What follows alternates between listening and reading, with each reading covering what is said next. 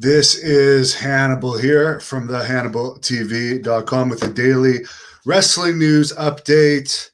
The official rating for SmackDown on Friday, the first SmackDown with crowds back, did a 0.66 rating, way up from the 0.4s they've been getting. So people were interested to see wrestling again with a crowd. On Raw, as expected, Goldberg returned and confronted Lashley. Keith Lee returned, one of the most overrated wrestlers in my opinion. And Karrion Kross made his Raw debut. He is the NXT champion. I did get an interview with him prior to him actually debuting for WWE.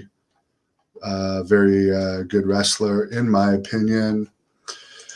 Tomorrow, I am going to be interviewing Josh Barnett at noon Eastern, and Mike O'Hearn, who was in American Gladiators as Titan and Thor. He's also a very successful bodybuilder and actor. And I was actually talking to Rick Bassman today. He was a wrestler as well. And the interesting thing that Rick Bassman said about Mike was him, along with Evan Marriott, another guy I've interviewed, who I've become friends with since, who played Joe Millionaire. Rick told me that Joe Millionaire and Mike O'Hearn were the two students of his that could have been big wrestling stars, but didn't follow through on wrestling. So I am going to ask Mike about that. Rick said the issue with Mike was apparently at that time he just wasn't willing to commit to it because it was at the peak of his fame. The big Battleground Championship Wrestling event at the ECW Arena September 18th has announced Sabu has been added to the card, teaming with Rob Van Dam, managed by Bill Alfonso, to take on Matt Hardy and a mystery opponent. He's not the only mystery man on that card. Raven is also bringing a mystery opponent for Little Guido. Enzo's going to be there. Amber Nova is going to be there. Billy Gunn's going to be there. Buddy Murphy, Brian Cage, shaping up to be a huge event. Now, I have been bitching. People from Ontario are going to identify with me on this. The guy that runs Ontario, Doug Ford, had gyms closed here until last Friday, citing that they're too dangerous. Well, it's a Monday night tonight. Everybody knows Mondays is the busiest gym day of the week. My gym was absolutely empty tonight. So the government here has actually tricked people into thinking gyms are dangerous. I'm not complaining. I like working out when there's nobody there. But give me a break. You had gyms closed until Friday because, they're going to be so busy and all this bullshit that they're COVID hotbeds. And let me put this up one more time. There was just me in the gym tonight. So that's absolute craziness. John, I didn't actually see what they did with Kross. Fill me in on what they did with Kross. Jason, I'm doing all right. Looking forward to my interviews tomorrow. Josh Barnett, former UFC champion, another great one to add to the list. Is there someone I really want to interview?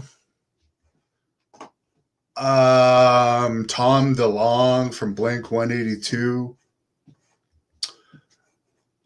Jesse Ventura was on the list, but his agent turned out to be someone who is a really despicable person. So it actually totally turned me off of Jesse Ventura.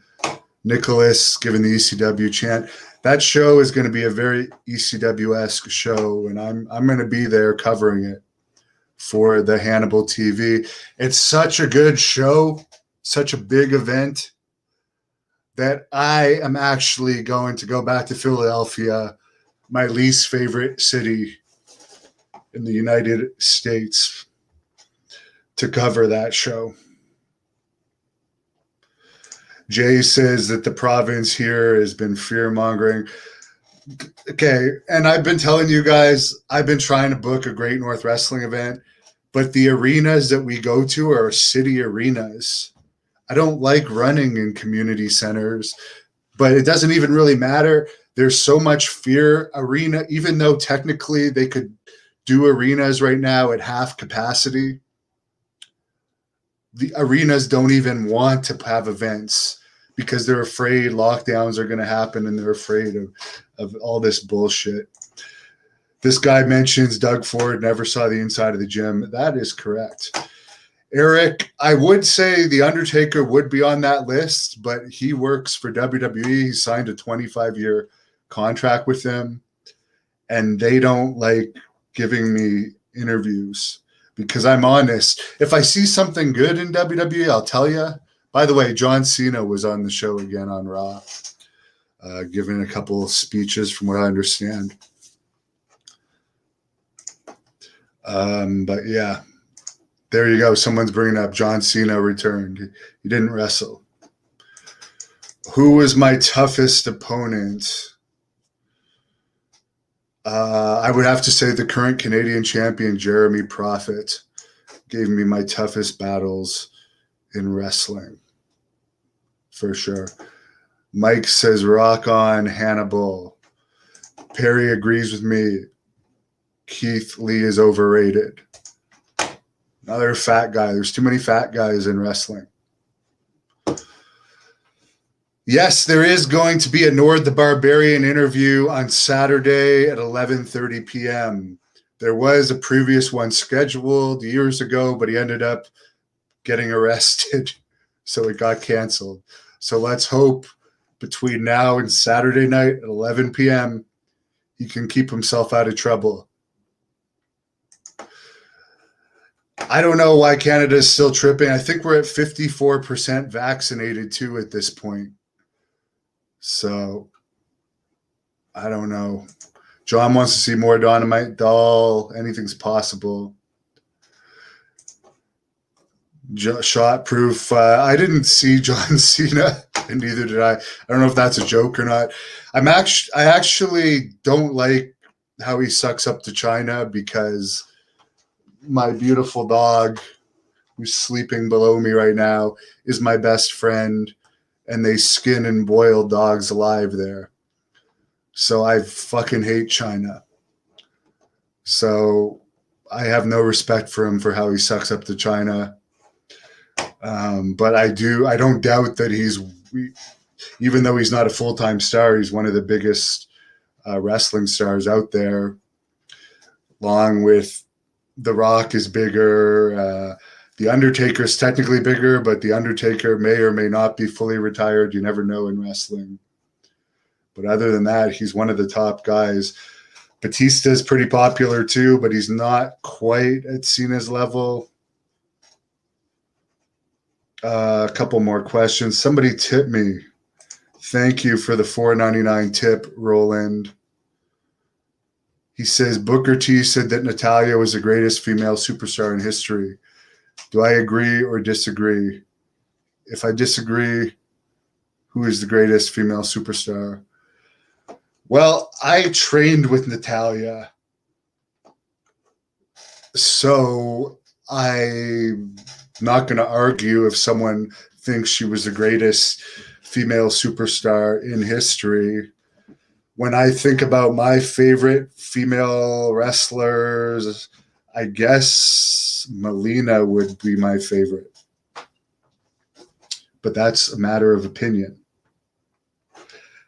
And I have told Melina that, by the way. So I'm saying this again to say it. I'm not just saying that when she's in front of me, when I've told her she's my favorite wrestler.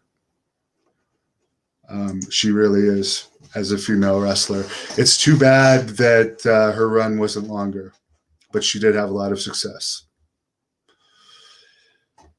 AC is pretty disgusted at the pop they gave Cena. Well, most people don't know about all the other stuff, but whatever.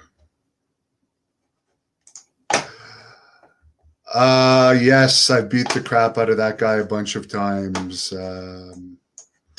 Actually, I'll tell you a funny story about that guy. He could be better now than when I wrestled him. I really don't know, but he wasn't much of a challenge. But I wrestled him in his hometown of Edmundston, New Brunswick. And after I beat him, he got up and accepted some flowers from some people in the crowd. And when I saw that, I was really mad. So I attacked him again, beat him down. And then his family members started coming after me, legitimately. So, yes, I can say I was attacked by fans trying to protect him. But when somebody beats you in wrestling, you don't get up and stand around the ring and accept flowers. Anyways, I hope he's better now than he was then. He was really easy to beat back then. Who started hardcore wrestling? The Sheik. 100% the Sheik. And by the way, since you bring up Abdullah the Butcher's name, George, there was a few people, because I put out a compilation video of a bunch of Abdullah and my matches. And some people said, how dare you do that, Hannibal? After all that went on with you guys, that's disgusting that you put it out. I've spent nearly $200,000 in legal fees against that guy. I'm going to recuperate the money any way I can. So if I can get some video revenue from it, I'm going to. Why the hell wouldn't I? I own the footage. And some of those matches were quite painful. And I shed a lot of blood. So why the hell would I want to keep that hidden? Makes no sense. Long story short, using the term superstar is such a heel title. I don't know what you're referring to there. But Billy Graham was the original superstar. I guess if you're calling yourself a superstar, I guess you could say. John agrees with me that Melina is great. She's a nice person as well. I have no issues with her, but she is lucky that the Blood Hunter,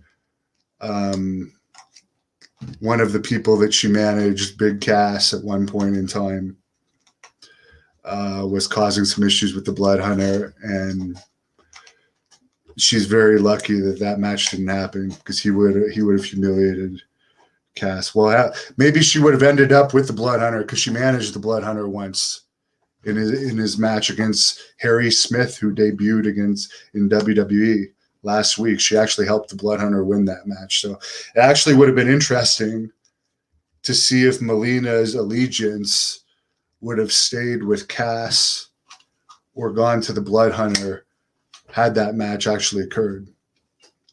And it still could occur. Nobody's saying that. The Falcon Lake UFO incident, John, yes, that was something that happened in Winnipeg, in the Manitoba area, not Winnipeg, but Manitoba. And I would like to talk to experts on that.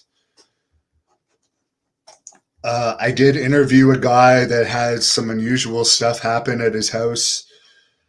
And for any of you saying that there was a lot of haters in the comments, this guy has been messaging me with his videos and pictures for over 6 months now. Now, he's very passionate about his subject. I believe he believes what he's seeing. I don't believe he's faking these pictures. What they are, I really don't know. But I was willing to hear him out for half an hour. So, and if I'm going to hear him out, I'd rather hear him out in a public forum, because a lot of people ask me for more UFO content on here. And for the people that complain when I post UFO videos, just don't click on them. I'm very interested in that. David can't wait for the Dark Journey interview on Thursday. Who do I think is the perfect wrestler? Well, that would have to be my very favorite wrestler, the Blood Hunter, because he's extremely violent. He looks powerful. He's menacing. He's mysterious. And he's undefeated. So if you're undefeated in approximately 2 years of competition, you got to be pretty damn good. Thank you for watching the Hannibal TV. Please like this video if you enjoyed it, and click the subscribe button to not miss any of our latest shoot interviews, match videos,